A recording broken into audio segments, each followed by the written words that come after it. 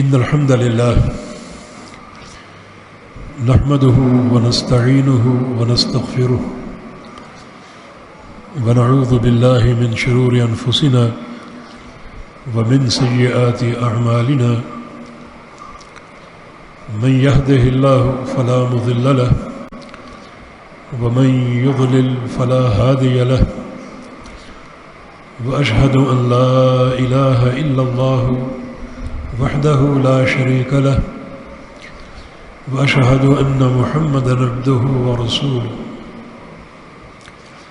يا أيها الذين آمنوا اتقوا الله حق تقاته ولا تموتن إلا وأنتم مسلمون يا أيها الناس اتقوا ربكم الذي خلقكم من نفس واحدة وخلق منها زوجها وبث منهما رجالا كثيرا ونساء واتقوا الله الذي تساءلون به والأرحام إن الله كان عليكم رقيبا يا أيها الذين آمنوا اتقوا الله وقولوا قولا سديدا يصلح لكم أعمالكم ويغفر لكم ذنوبكم ومن يطع الله ورسوله فقد فاز فوزا عظيما أما بعد فإن أصدق الكلام كلام الله وخير الهدي هدي محمد صلى الله تعالى عليه وسلم وشر الأمور محدثاتها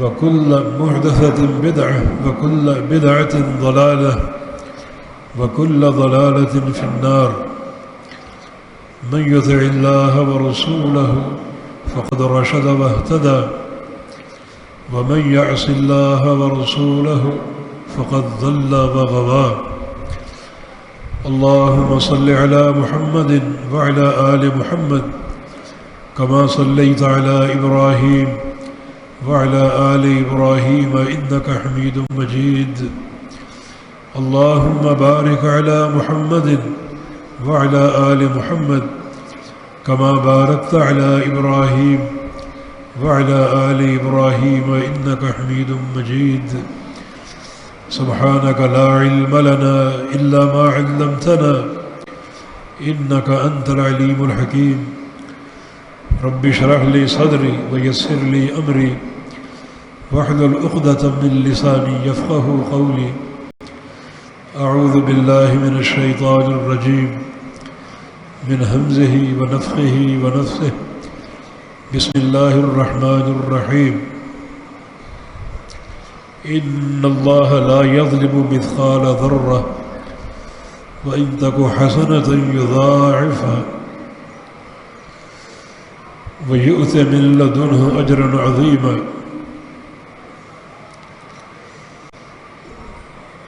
کائنات کا سب سے بہترین موضوع رب تعالیٰ کی معرفت ہے، ہمارے خالق کی، ہمارے مالک کی، ہمارے رازق کی، ہماری مشکل کشائی فرمانے والے کی، اس کی معرفت کا موضوع سب سے اہم موضوع ہے۔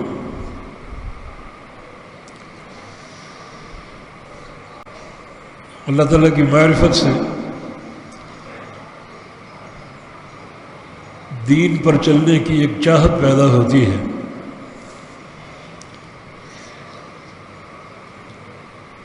گناہوں سے بچاؤ کے راستے کھلتے ہیں، تقوی اور پرہیزگاری کی راہیں ہموار ہوتی ہیں،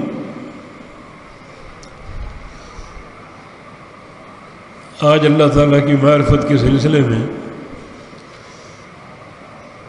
دو باتیں عرض کرنی ہیں۔ ایک یہ کہ اللہ وہ ذات ہے جو ایک لمحے میں پہاڑوں جیسے گناہوں کو معاف کر دیتا ہے، اور اللہ وہ ذات ہے رحمان الرحیم جو بندے کی بعض اوقات ایک ذرے کے برابر نیکی پر راضی ہو جاتا ہے۔ گناہوں کا معاملہ پہاڑوں کی جسامت کے مطابق ہو، برابر ہو، اللہ تعالیٰ معاف کر دیتا ہے، اور بندے کی نیکی ایک ذرے کے برابر ہو، اللہ تعالیٰ قبول کر کے راضی ہو جاتا ہے۔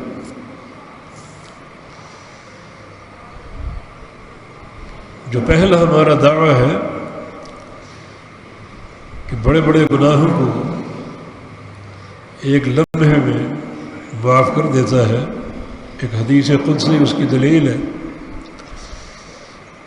رسول اللہ صلی اللہ علیہ وسلم کا فرمان ہے کہ اللہ فرماتا ہے، یا ابن آدم لو بلغ ذنوبک عنان السماء ثم استغفرتنی غفرت لك على ما كان منك ولا أبالي۔ آدم کے بیٹے، تیرے گناہ اگر زمین پر ڈھیر لگائے جائیں تو آسمانوں کو چھونے لگے، اور تو ایک دفعہ سچی استغفار کر لے تو سارے گناہ معاف کر دوں۔ علی ما کان منک، وہ جیسے بھی گناہ ہو، ولا ابالی، مجھے کوئی پرواہ نہیں، کوئی چیز میرے سامنے بڑی نہیں ہے اور کوئی کام مشکل نہیں ہے۔ تو یہ حدیث اس موقف کو ثابت کر رہی ہے کہ پہاڑوں جیسے گناہ اللہ رب العزت ایک لمحے میں معاف کر کے، بندے کی توبہ قبول کر کے اس سے راضی ہو جاتا ہے۔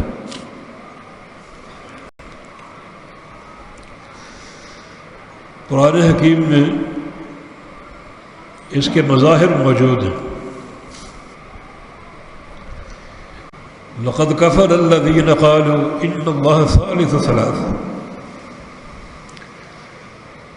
ان لوگوں نے پرلے درجے کا کفر اختیار کیا ہے، عیسائیوں نے، جن کا عقیدہ تثلیث کا ہے۔ وہ کہتے ہیں کہ پورا اللہ جو ہے وہ تین عناصر سے مل کر بنتا ہے، ایک اب یعنی باپ، دوسرا ابن یعنی بیٹا، اور تیسرا روح القدس۔ اور یہ پرلے درجے کا کفر۔ اور عیسائیوں میں ایک اور گروہ ہے، وہ کہتا ہے کہ ان اللہ والمسیح، کہ مسیح ابن مریم جو ہے وہی اللہ ہے، عیسیٰ جو ہے وہ اللہ ہے۔ بڑے بھیانک عقیدے ہیں دونوں۔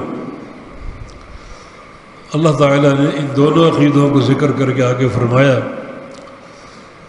افلا یتوبون الی اللہ، یہ لوگ توبہ کیوں نہیں کر لیتے، یستغفرونہ، استغفار کیوں نہیں کر لیتے۔ معنی اتنے ایک بھیانک عقیدے والے بھی، اتنے ظالمانہ عقیدے والے بھی اگر استغفار کر لیں تو اللہ تعالیٰ قبول کر کے بخش دیتا ہے اور راضی ہو جاتا ہے۔ دوسرا مظہر جو ہے وہ ان الذین فتنوا المؤمنین والمؤمنات ثم لم یتوبوا فلہم عذاب جہنم ولہم عذاب الحریق۔ اصحاب الاخدود کا قصہ ہے، جو پوری قوم ایک بچے کی دعوت پر اسلام لے آئی تھی، پھر وقت کے حاکم نے اور اس کی فوج نے بڑے مظالم ڈھائے، خندقیں کھودی، ان میں آگ جلائی اور اسلام قبول کرنے والوں کو آگ میں ڈالتے گئے۔ بعض تفاسیر کی روایت کے مطابق ایک ہی دن میں 30,000 اللہ تعالیٰ کے اولیاء کو انہوں نے ان خندقوں میں جھونک دیا، جلا دیا۔ فرمایا کہ بے شک وہ لوگ جنہوں نے مومن مردوں اور مومن عورتوں کو مبتلا عذاب کیا، خندقوں میں ڈالا، جلا دیا، ثم لم یتوبوا، پھر توبہ نہ کی، تو ان کے لیے جہنم کا عذاب ہے۔ مانا اگر یہ بھی توبہ کر لیں، جنہوں نے میرے 30,000 اولیاء کو ایک ہی دن میں خندقوں میں جھونک کر جلا دیا، اگر یہ بھی توبہ کر لیں تو ان کو بخش دیں۔ مسند احمد اور جامع ترمذی وغیرہ میں کفل نامی شخص کا واقعہ ہے، ہر گناہ میں ملوث ہوتا تھا۔ ایک خاتون مجبوری کی ماری اس سے کچھ پیسے قرض لینے آئی، تو اس نے کہا کہ میں تمہیں ویسے ہی دے دیتا ہوں 60 دینار، مگر تم رات کو میری خلوت گاہ میں آؤ اور میری حاجت پوری کرو تو میں تمہیں 60 دینار دے دوں گا۔ بہت ہی مجبور تھی وہ عورت، رات کو چلی گئی اور کفل گناہ کا ارتکاب کرنے والا تھا کہ عورت رو پڑی اور کہا کہ کفل اتق اللہ، اللہ سے ڈر جا،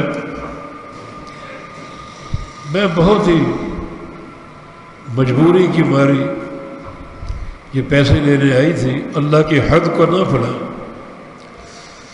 اللہ کی حد سے تجاوز نہ کر۔ کفل کو اللہ کا خوف آ گیا، پیچھے ہٹ گیا اور وہ دینار اس کو دے کر روانہ کر دیا، اور رات اپنی خلوت گاہ میں اس کا انتقال ہو گیا۔ اب دنیا تو جانتی ہے کہ بڑا بدگماش تھا، بدمعاش تھا۔ جب وہ کافی دیر باہر نہ نکلا تو لوگ اس کے دروازے کے پاس آئے، باہر موٹا موٹا لکھا ہوا تھا غفر اللہ للکفل، رات اللہ تعالیٰ نے کفل کو معاف کر دی، رات اللہ تعالیٰ نے کفل کو معاف کر دیا۔ تو یہ سارے نصوص اس بات کی دلیل ہے کہ اللہ رب العزت بڑے بڑے گناہ، زمین سے آسمان تک گناہ، ایک لمحے میں ایک بار کی سچی توبہ سے معاف کر دیتا ہے۔ اور جہاں تک ہمارا دوسرا دعویٰ کہ چھوٹی چھوٹی نیکیوں پر اللہ رب العزت انہیں قبول کر کے راضی ہو جاتا ہے۔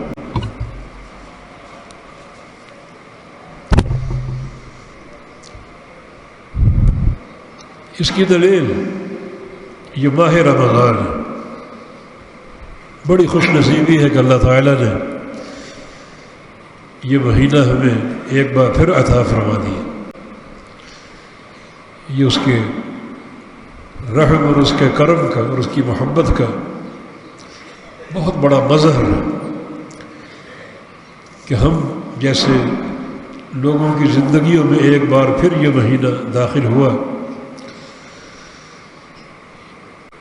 یہ مہینہ کیا ہے؟ اللہ تعالیٰ کے لطف و کرم کی ایک انتہا ہے۔ اللہ تعالیٰ نے اسے ایام معدودات کہا ہے، گنتی کے دن ہیں، چند زیادہ نہیں ہیں، گنتی کے دن ہیں۔ اجر و ثواب کیا ہے؟ من صام رمضان ایمانا واحتسابا غفر له ما تقدم من ذنبه ومن قام رمضان ایمانا واحتسابا غفر له ما تقدم من ذنبه۔ جو رمضان کے روزے رکھے ایمان کے ساتھ اور احتساب کے ساتھ، ایمان کا معنی سچے عقیدے کے ساتھ، اس کے ایمان میں کوئی خلل نہ ہو۔ ایمان کے امور 6 ہیں، ان تؤمن باللہ وملائکتہ وکتبہ ورسلہ والیوم الآخر والقدر خیرہ وشرہ، اللہ پر ایمان لانا، اللہ کے فرشتوں پر ایمان لانا، اللہ کے رسولوں پر ایمان لانا، اللہ تعالیٰ کی کتابوں پر ایمان لانا، روز آخرت پر ایمان لانا اور تقدیر پر۔ یہ 6 امور ایمان ہیں۔ ان 6 امور کے تعلق سے اس کا عقیدہ، اس کی سوچ بالکل کتاب و سنت کے مطابق ہے، یہ ایمان ہے۔ اور احتساب کیا ہے؟ احتساب سے 2 چیزیں مراد ہیں، ایک اللہ کے رضا کے لیے خالص، اور دوسرا اجر بھی اللہ تعالیٰ سے لینا، دنیا سے نہیں بلکہ اللہ تعالیٰ سے اجر لینا ہے۔ یہ ایمان اور احتساب۔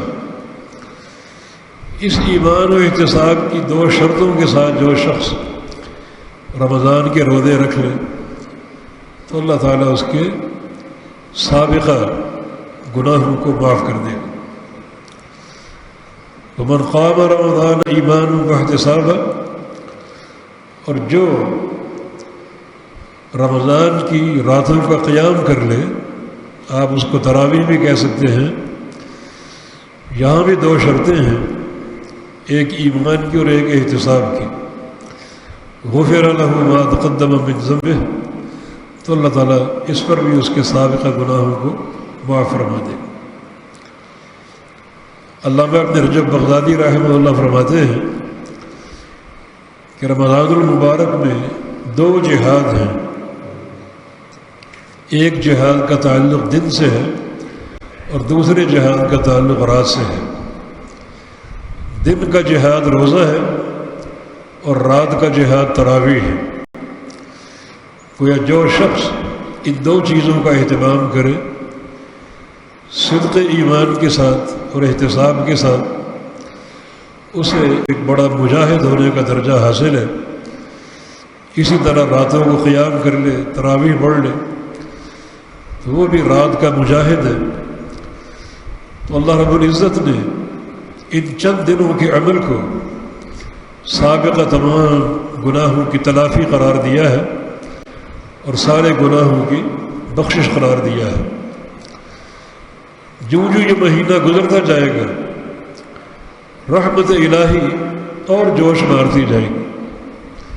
اور تیسری حدیث رسول اللہ صلی اللہ علیہ وسلم کا فرمان، من قام لیلۃ القدر ایمانا واحتسابا غفر له ما تقدم من ذنبہ، اور جو شخص لیلۃ القدر کا اعتکاف کر لے، لیلۃ القدر کا قیام کر لے،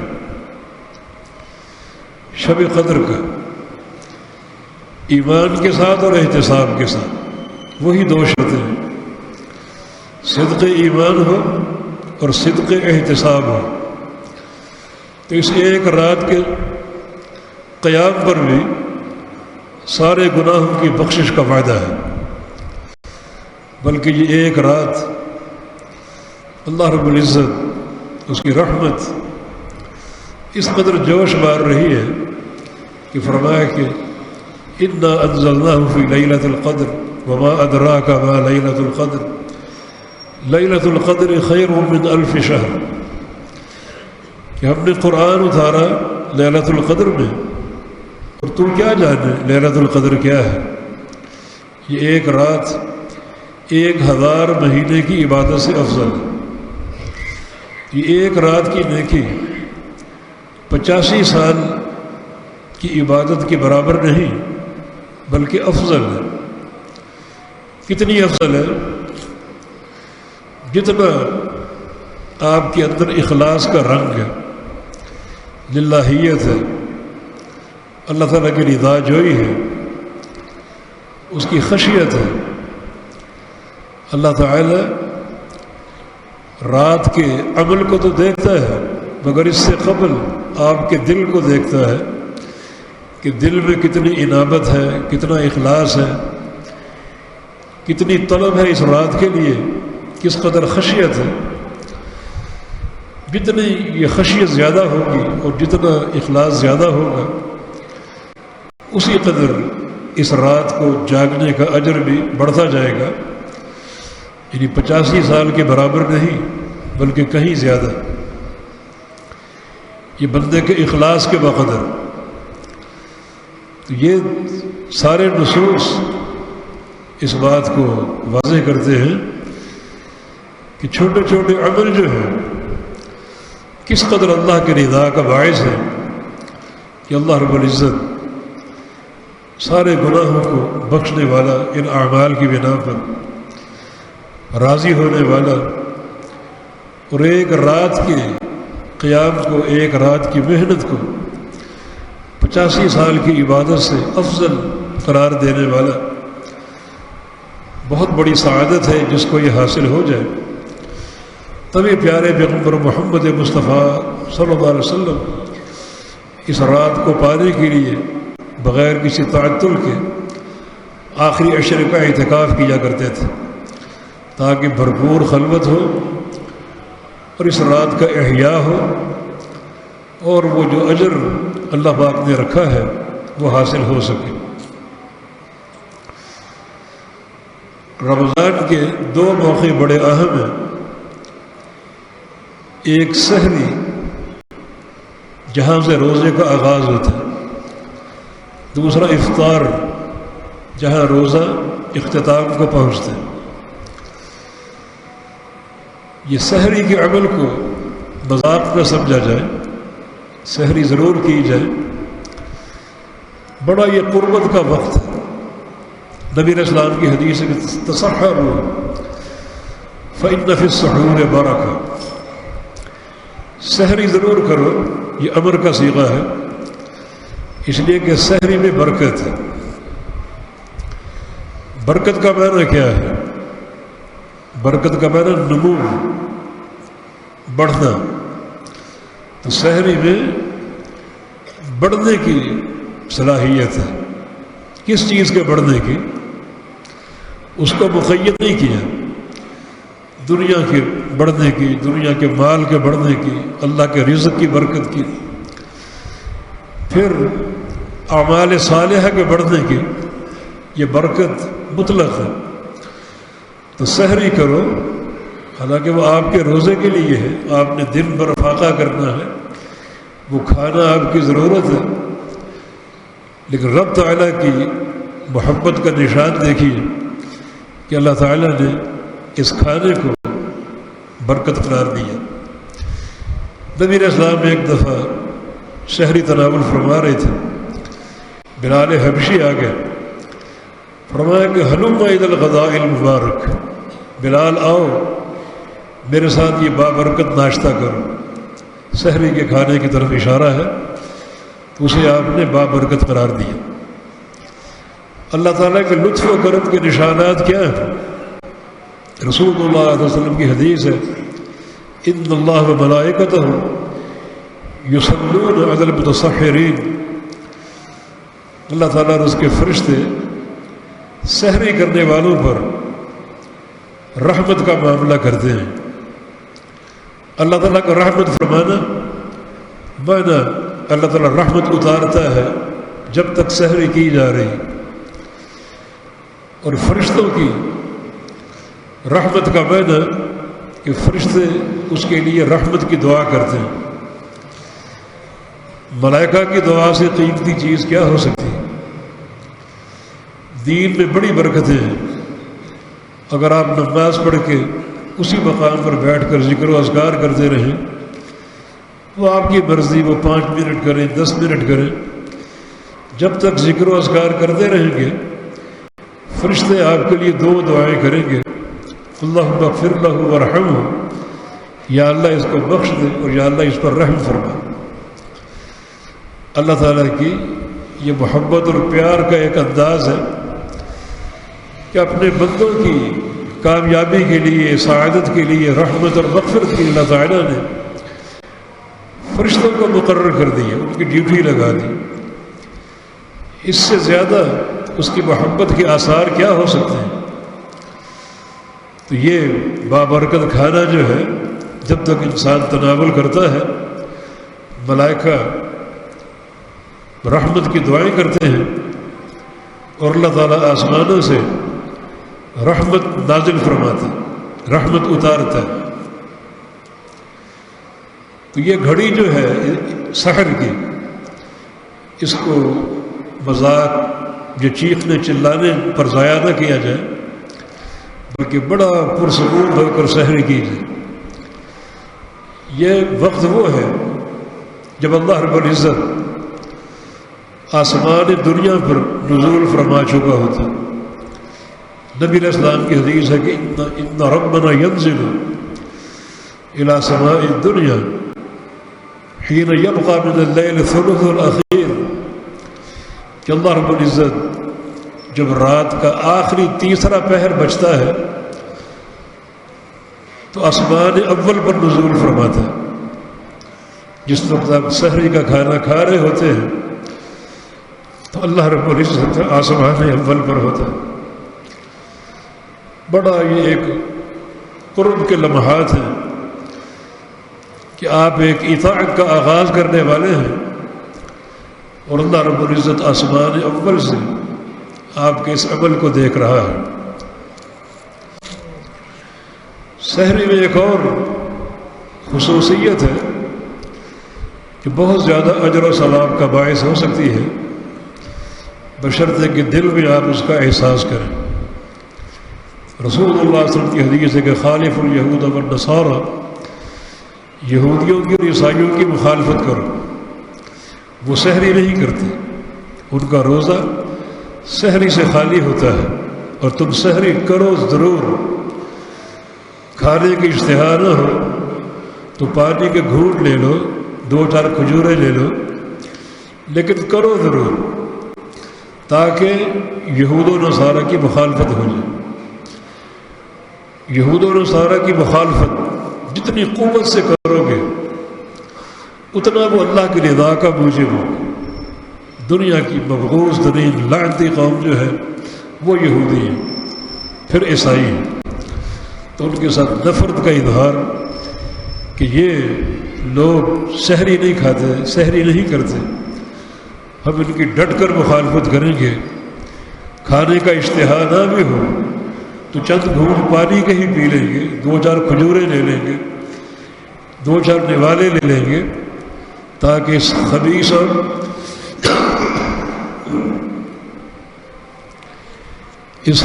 اور ملعون قوم کی مخالفت ہو سکے۔ یہ وقت سحر جو ہے، یہ چند گھڑیاں بڑی قیمتی ہیں۔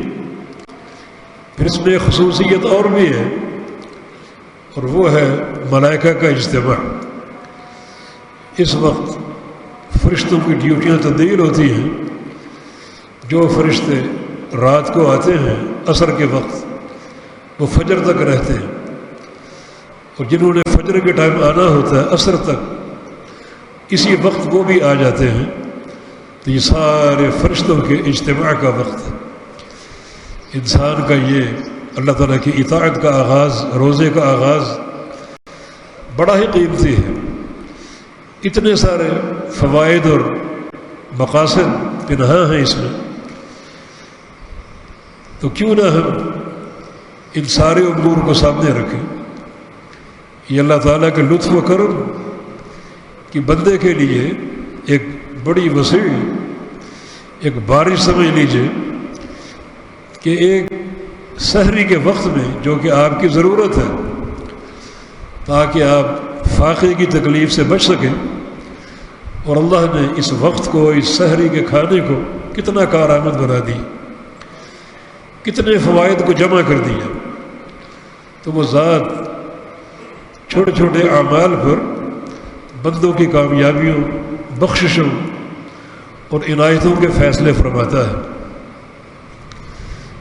روزے کا اختتام جو ہے وہ افطار کی صورت میں ہے، بڑا ہی قیمتی وقت ہے۔ اس وقت کو بھی ہم چیخنے چلانے میں ضائع نہ کریں، دسترخوان پر بیٹھ کر مذاق کی نظر نہ کر دیں، بلکہ یہ وقت بھی بڑا پرسکون ہونے کا ہے۔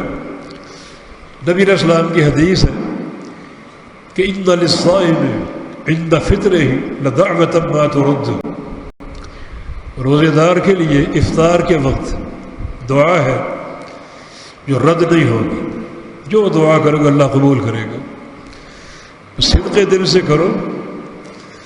روزے کا اختتام ہو رہا ہے، اللہ تعالیٰ کو یہ اختتام بڑا محبوب ہے، جس کے دو ثبوت ہم پیش کر سکتے ہیں۔ نمبر ایک، رسول اللہ صلی اللہ علیہ وسلم کی حدیث ہے، وَلَا خُلُوفُ أَفْوَاهِ الصَّائِمِ أَطْيَبُ عِندَ اللَّهِ مِن رِيحِ الْمِسْكِ، روزے دار کے منہ کی بو جو ہے، جو معدے کے خالی ہونے سے آتی ہے، وہ اللہ تعالیٰ کو جنت کی کستوری سے بڑھ کر محبوب ہے۔ اور معدے کا خالی ہونا یہ افطار سے کچھ قبل ہوتا ہے، دن بھر کچھ نہ کچھ کھانا آپ کے معدے میں موجود ہوتا ہے، مگر جو وقت ڈھلتا ہے تو معدے کا خلو شروع ہوتا ہے۔ اس وقت جو منہ کی بو ہوتی ہے، جو شاید بندے کو خود پسند نہ ہو، مگر اللہ رب العزت کو وہ جنت کی کستوری سے بڑھ کر محبوب ہے۔ اس کا معنی یہ وقت افطار ہے، اور وقت افطار جو ہے اللہ تعالیٰ نے کتنا یہ ایک کارآمد بنایا بندے کے لیے کہ تیرے اس روزے کا اتنا قدردان ہو کہ تیرے منہ کی بو بھی میرے نزدیک جنت کی کستوری سے بڑھ کر ہے۔ دوسرا ثبوت یہی حدیث، ان للصائم عند فطرہ لدعوۃ ما ترد، کہ روزے دار کے لیے افطار کے وقت دعائیں ہیں جو رد نہیں ہوں گی، دعائیں رد نہیں ہوگی، اللہ تعالیٰ ضرور قبول کرے گا۔ تو یہ بھی ایسا وقت ہے جو اللہ رب العزت کی محبت کا مظہر ہے، اس کے پیار کا مظہر ہے، کہ تو نے دن بھر فاقہ برداشت کیا، پیاس برداشت کی، اور تو اپنی شہوت پہ کنٹرول کرتا رہا، اب تو جو چاہے مجھ سے مانگ لے، میں تجھے عطا کروں، تیری دعا رد نہیں ہوگی، وہ ضرور قابل قبول ہوگی۔ تیسری چیز وقت افطار کے لیے نبی علیہ السلام کی حدیث ہے کہ ان للہ عتقاء، ان للہ عتقاء، اللہ تعالیٰ کے کچھ بندے ہیں اسی ماہ سیام میں جو عتقاء ہیں۔ عتقاء عتیق کی جمع، عتیق کا معنی جو جن کی گردنیں جہنم میں جکڑی ہوئی تھی، مگر اللہ رب العزت ان کے روزوں کی برکت سے انہیں جہنم سے آزاد کر دیتا۔ یہ عتیق عتقاء، کچھ بندے اللہ تعالیٰ کے عتقاء بن جاتے ہیں رمضان کے مہینے میں۔ وذالک فی کل لیلہ، یہ ہر رات ہوتا ہے، ہر رات، یہ 30 راتیں یا 29 راتیں جو رمضان کی ہیں، رات کا آغاز افطاری سے ہوتا ہے۔ اتنا یہ محبوب وقت ہے کہ اللہ تعالیٰ اس وقت اپنے بندوں کی گردنوں کو جہنم سے آزاد کرتا جاتا ہے۔ اس کا اصول یہ ہے واللہ اعلم کہ بندے کا دن بھر کا معمول اللہ تعالیٰ چیک کرتا ہے، دیکھتا ہے اس نے دن کیسا گزارا، دن کی خلوتیں کیسی تھیں، دن کی جلوتیں کیسی تھیں، نظروں کا استعمال کیسا تھا، کانوں کا استعمال کیسا تھا، زبان کا استعمال کیسا تھا۔ اگر یہ ساری چیزیں اللہ تعالیٰ کی منشا اور اس کی مرضی کے مطابق ہوں تو اللہ تعالیٰ افطار کے وقت اپنے اس بندے کی گردن کو جہنم سے آزاد کر دیتے۔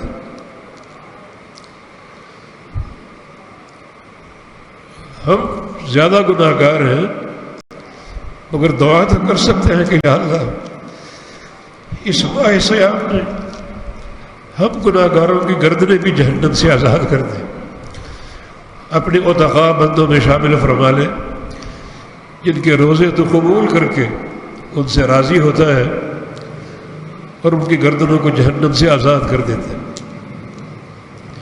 یہ بھی معاملہ وقت افطار کا ہے کہ روزے دار کے لیے افطار کے وقت دعائیں قبول ہوتی ہیں، اور رات کا عمل اسی افطار کے وقت سے شروع ہوتا ہے اللہ تعالیٰ کے عتقاء بندے، اور پھر چونکہ رات کی تخصیص نہیں ہے کہ کس وقت گردنیں آزاد ہوتی ہیں، پوری رات پڑی ہوئی ہے، افطار کے وقت سے لے کر سحر کے وقت تک پوری رات پڑی ہوئی ہے۔ ایسے اعمال انجام دو کہ اللہ تعالیٰ کو واقعی پیار آ جائے اور وہ گردنوں کو جہنم سے آزاد کر دے۔ نبی صلی اللہ علیہ وسلم کی رات جو تھی رمضان میں، ہر رات وہ قرآن کے ساتھ بسر ہوتی تھی، بس اللہ کے رسول اور قرآن۔ رات کا قیام فرماتے اور قیام سے فارغ ہوتے تو جبریل امین آ جاتے اور قرآن کا دور شروع ہو جاتا۔ بمشکل آپ سحری تناول فرمانے کے لیے وقت نکالتے، جب جبریل جاتے تو مشکل سے اتنا وقت ہوتا کہ آپ سحری کا کھانا تناول فرما سکیں، تو پوری رات ہے اور قرآن ساتھ ساتھ ہے۔ دراصل جو رمضان کا شرف ہے یہ نزول قرآن کی بنا پر، اللہ تعالیٰ کے 12 مہینے ہیں اور سارے اللہ کے مقرر کردہ ہیں، مگر رمضان کی اتنی فضیلت کیوں ہے، اس قدر مزیت کیوں ہے؟ اس لیے کہ رمضان کا مہینہ کلام الرحمن کے نزول کا مہینہ ہے، اور یہ کلام الرحمن جو ہے اللہ تعالیٰ کی طرف سے رسول کریم صلی اللہ علیہ وسلم کے لیے ایک معجزہ خالدہ ہے، ایک منفرد معجزہ جس نے قیامت تک رہنا ہے۔ یہ ایک عجیب معاملہ جناب محمد الرسول اللہ صلی اللہ علیہ وسلم کے لیے اور اس امت کے شرف کے لیے۔ سابقہ سارے انبیاء ان کے معجزے ان کی زندگی تک محدود تھے۔ موسیٰ علیہ السلام کا عصا زندگی تک تھا، ید بیضاء زندگی تک تھا، صالح علیہ السلام کی اونٹنی زندگی تک تھی، عیسیٰ علیہ السلام کا دم کرنا، ہاتھوں کو پھیرنا، مریضوں کا شفا پانا ان کی زندگی تک تھا۔ الغرض سارے انبیاء کے معجزات زندگی تک محدود تھے، پھر ختم ہو گئے۔